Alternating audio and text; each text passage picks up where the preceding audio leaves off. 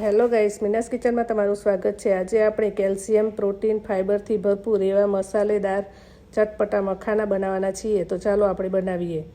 મખાના વઘારવા માટે પહેલાં તો કઢાઈમાં મખાના નાખી તેમાં થોડું ઘી ઉમેરી લેવું, પછી તેને શેકાવા દેવા।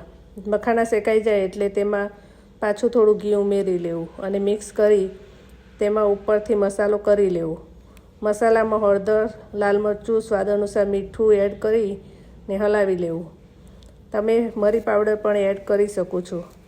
તમારે આ રીતે મસાલો ના કરવો હોય તો શેકીને પણ લઈ લેવા અને પછી ઘી મૂકી તેમાં મસાલો કરી લેવો।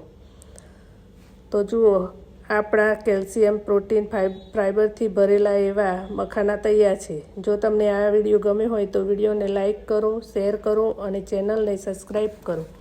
મળીશું એક નવી રેસીપી સાથે। ત્યાં સુધી બાય બાય, થેન્ક યુ।